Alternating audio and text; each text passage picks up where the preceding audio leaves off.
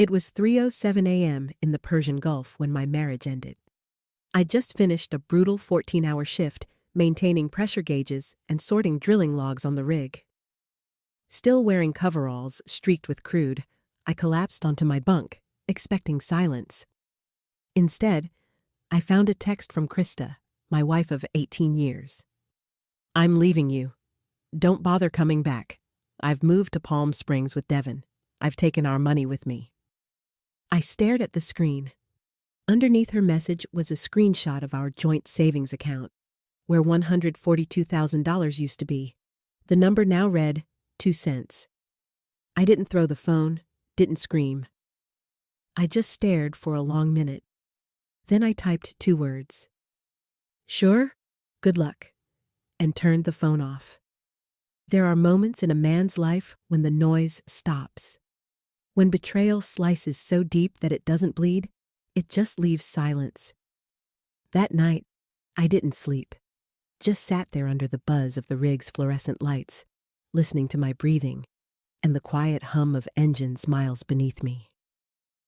The next day, no one asked, but they knew.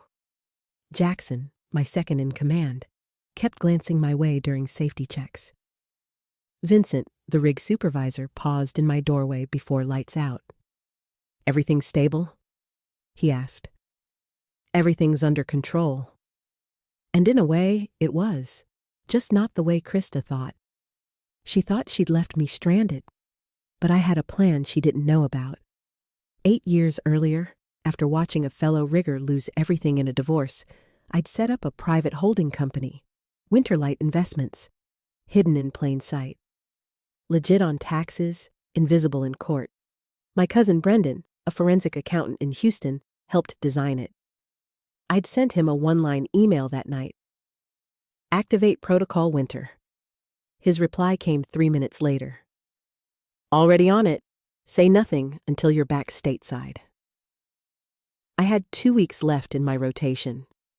2 more weeks of 110-degree heat, metal catwalks, and pretending nothing had happened while the woman I thought I knew tried to erase me from my own life. The funny thing about distance is, it sharpens everything. Between shifts, I reviewed our past in my head like a crime scene. The way she stopped video calling, how she redecorated our house without a word, her sudden obsession with house repairs. I should have noticed, but I didn't. Because I was busy earning the money she was now trying to run off with. Back in Odessa, Texas, Christa was spinning lies.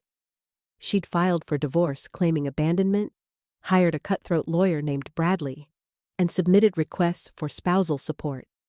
She told the court I'd neglected the marriage, refused to come home, and was controlling her access to funds. She forgot one thing. The paper trail works both ways. I had 2 allies. Brendan, who was already combing through financial records and detecting theft disguised as maintenance expenses, and Thomas, my attorney back in Houston. I looped them in through a secure channel and set the wheels in motion. Christa didn't know I'd seen her betrayal. She didn't know I had proof she'd been draining funds for over a year. She didn't know I was coming home, but she would. And when she did, it wouldn't be with a text. It would be with a reckoning. The next 48 hours on board the rig were a blur of mechanical monotony, compressor checks, diagnostics, shift logs. But my mind wasn't on the drill deck. It was 3 continents away, watching everything I'd built disintegrate through the fault lines of a lie. By the time Brendan called again, I was halfway through a midnight meal of rice and tuna in the galley. He didn't waste time with small talk. "She's been planning this for at least 14 months, he said. Transfers of 2,000 or 3,000 at first, then bigger chunks. She used her maiden name to open the second account. That's where the money went. I felt it in my gut. Tight, cold. That's more than just the joint account then. Total movement's over 200 grand, he confirmed. My jaw clenched. I didn't even know we'd saved that much. Christa had told me she was handling bills, said we had just enough to manage each month. She cried once when I suggested adjusting the budget, and she was siphoning our future into someone else's pockets. But Brendan wasn't done. She forged your signature on a $40,000 home equity loan against the Odessa house, he added, voice low. Also, she changed your life insurance beneficiary 6 months ago. I didn't respond. Couldn't. I sat in that flickering fluorescent light, letting the realization sink deeper than even rage could reach. Devin, I finally muttered. Who is he? Brendan sighed. 25, personal trainer, no work history worth noting. Been in 3 relationships with older women, all ended within 18 months. And Miles? Yeah? There are 2 one-way plane tickets booked in both their names. To Palm Springs. Departure's Tuesday. That was 3 days from now. She wasn't just divorcing me. She was escaping, disappearing, with my money, my home, and my trust. I slept maybe 2 hours that night, haunted not by Christa's betrayal, but by how quietly she'd dismantled my life.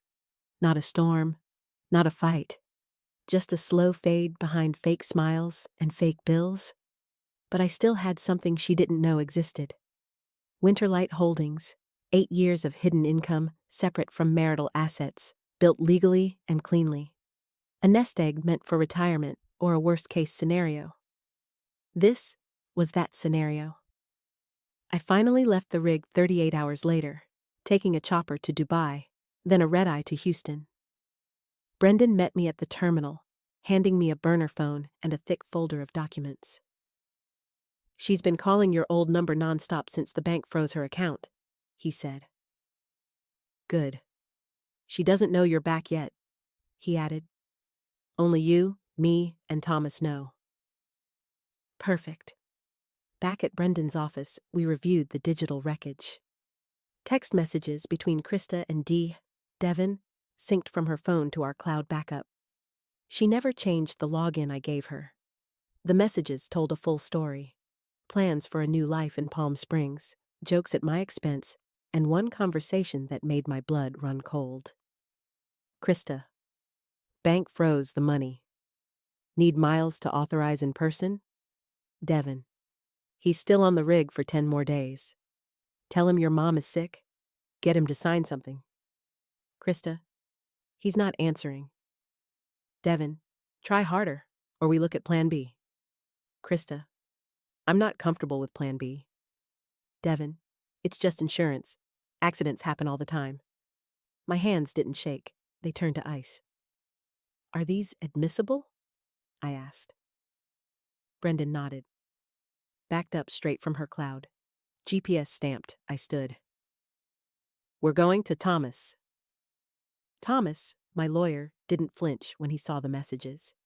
He was already drafting complaints. Forgery on the home equity loan, conspiracy charges, asset freeze requests. Then he dropped another bombshell.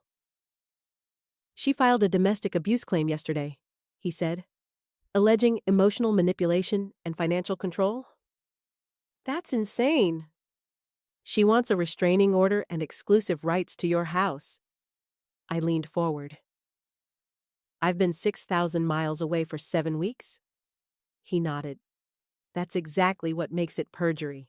We have your passport, your company badge scans, your call logs. It's a setup. I want to file back, I said. He handed me a pen and pointed to the divorce countersuit and emergency restraining order. And then he added something else. We need you to stay hidden until they're served. She can't know you're back. I agreed, but I wasn't going to wait behind paperwork.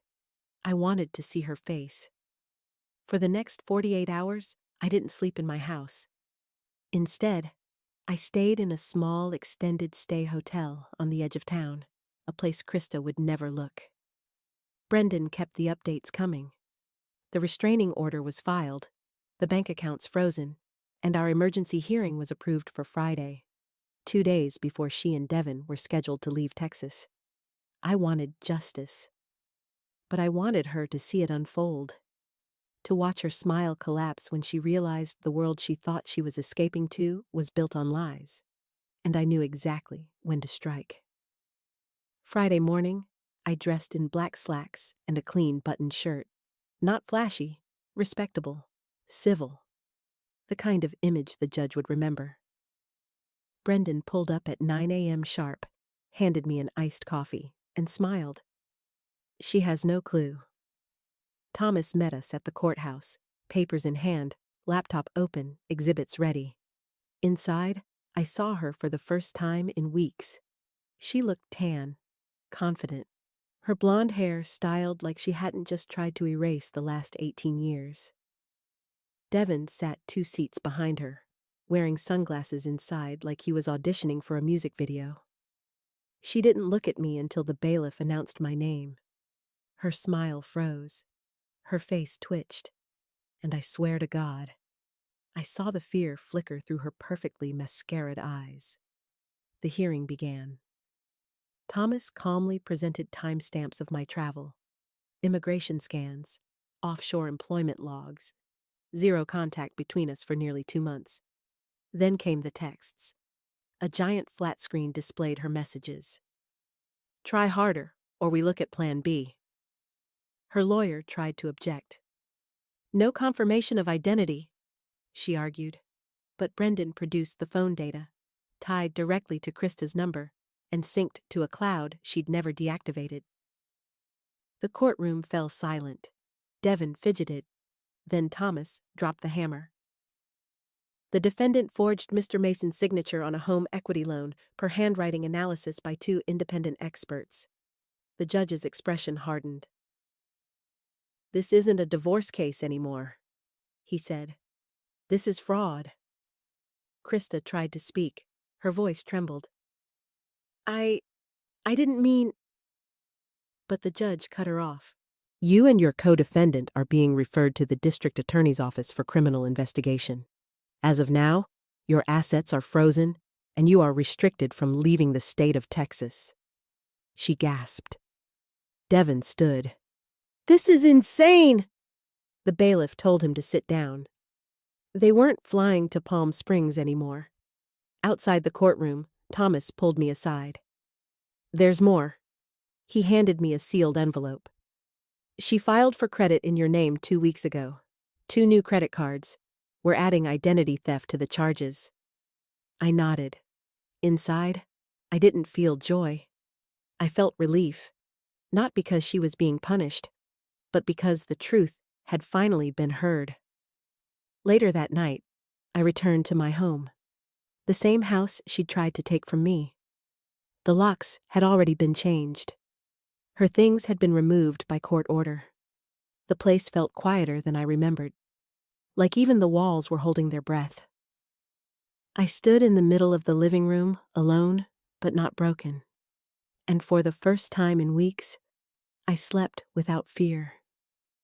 The next few weeks unfolded like a slow-motion demolition. Every lie Christa told unraveling in front of the same people she once deceived, with charm and crocodile tears. The court didn't just freeze her assets. They dismantled her narrative. Her domestic abuse claim? Dismissed without prejudice once we presented the security footage from my employer showing I hadn't been in the country for the entire duration of her so-called abuse. Her accusations of emotional manipulation? Gone.